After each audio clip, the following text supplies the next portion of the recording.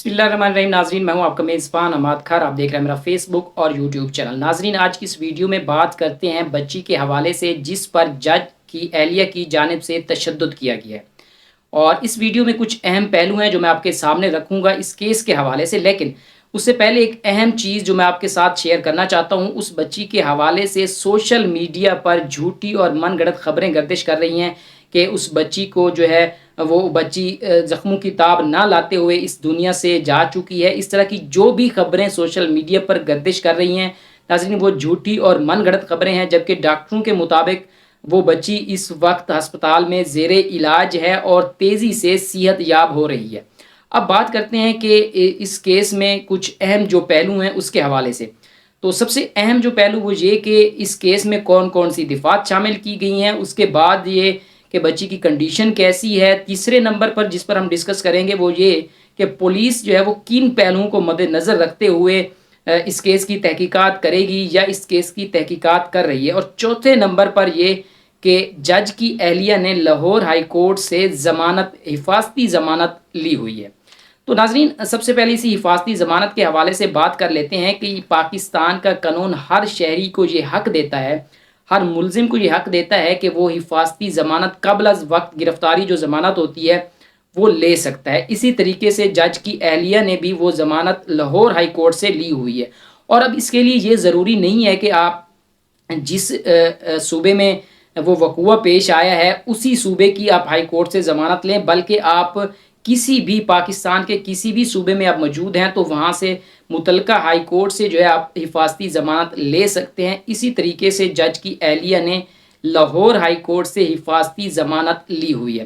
नाज़रीन, हिफाजती ज़मानत जो होती है वो एक आर्जी ज़मानत होती है। उसके बाद आपको अदालत में पेश होना पड़ता है, मुतलका अदालत में, और केस को फॉलो करना पड़ता है। तो इसी तरीके से अब जज की एहलिया ने जो हिफाजती ज़मानत ली हुई है वो चंद दिन तक ख़त्म हो जाएगी, एक दो दिन के अंदर अंदर। फिर उनको इस्लामाबाद हाई कोर्ट में पेश होकर केस को फॉलो करना पड़ेगा। और नाजरीन, जिस तरह से ये दिफात इस केस में शामिल की गई हैं, उनसे ये लग रहा है कि अगर ये केस चल पड़ा तो उसके बाद जज की एहलिया के लिए ज़मानत लेना मुश्किल हो जाएगा। क्योंकि नाजरीन, इसकी एक एग्जाम्पल पहले भी हमारे सामने मौजूद है। 2017 में तैयबा तशद्दुद केस आया था, जिसमें जो कि काफ़ी हाईलाइट भी हुआ था मीडिया पर। उसमें भी इसी तरह का केस था कि एक जज, एडिशनल सिविल जज की एहलिया ने एक बच्ची पर अपनी घरेलू मुलाजमा पर तशद्दुद किया था, जिसके बाद उनका जो केस है वो सुप्रीम कोर्ट तक भी गया था और सुप्रीम कोर्ट ने भी जो है उनकी सज़ा को बरकरार रखा था। तो नाजरीन, अब कुछ ये भी बातें गर्दिश कर रही हैं कि इनके दरमियान जो है दोनों फरीकैन के दरमियान सुलह हो जाएगी। तो नाजरीन, सुलह जो जहाँ तक बात है सुलह की, तो तैयबा तशद्दुद केस में भी दोनों फरीकैन के दरमियान सुलह होने के बावजूद सुप्रीम कोर्ट ने उनकी सज़ा को बरकरार रखा था। क्योंकि अगर एक बार जो रियासत है वो मुद्दई बन जाए और रियासत केस को आगे लेकर चले तो सुलह होने के बावजूद भी उस केस को मंतकी इंजाम तक पहुंचाया जाता है। और इसी तरीके से 2017 में उस तैयबा तशद्दुद केस में जज की जो सज़ा हुई थी उसको सुप्रीम कोर्ट ने बरकरार रखा था। ना सिर्फ जज को नौकरी से हाथ धोना पड़ा बल्कि उनको अडियाला जेल भी जाना पड़ा था। तो नाज़रीन, अब बात करते हैं इस केस में कौन कौन सी दिफात शामिल की गई हैं। सबसे पहले जो इम्पोर्टेंट चीज़ है वो दफ़ा 328A शामिल की गई। नाज़रीन, ये वो दफ़ा है जो कि लगाई जाती है किसी को तशद्दुद करना, किसी पर जो है वो बहुत ज़्यादा तशद्दुद करना, किसी पर जिस्मानी या ज़हनी तशद्दुद करना, या जिस तरह हम कह सकते हैं कि एक खौफनाक हद तक किसी पर अगर तशद्दुद किया जाए तो उसके बाद ये दफ़ा शामिल की जाती है। और इसमें जो है 1 से 3 साल तक की कैद हो सकती है। और इसके साथ साथ एक और भी दफ़ा शामिल की गई है, दफ़ा 342। उसमें यह होता है कि किसी को हब्से बेजा में रखने की ये दफ़ा है। जिस तरीके से उस बच्ची को उन्होंने एक तरह से कैद में रखा हुआ था, इस वजह से वो दफ़ा भी शामिल की गई है। और उसके साथ साथ एक और दफ़ा शामिल की गई है 506। उसमें नाजरीन क्या होता है, उसमें यह होता है कि जो अगर आप किसी को कत्ल की धमकी देते हैं या कत्ल करने की कोशिश करते हैं तो उस वक्त ये दफ़ा शामिल की जाती है। तो लिहाजा इस केस में भी ये दफ़ा शामिल की गई है। अब इनमें और इस दफ़ा में जो है वो भी 2 से 3 साल की कैद हो सकती है। ناظرین اب اگر ساری دفعات کو دیکھا جائے تو اب یہ لگ رہا ہے کہ جج کی جو اہلیہ ہے اس کے لیے ضمانت لینا انتہائی مشکل ہو جائے گا، کیونکہ جس طریقے سے یہ کیس میں دفعات شامل کی گئی ہیں۔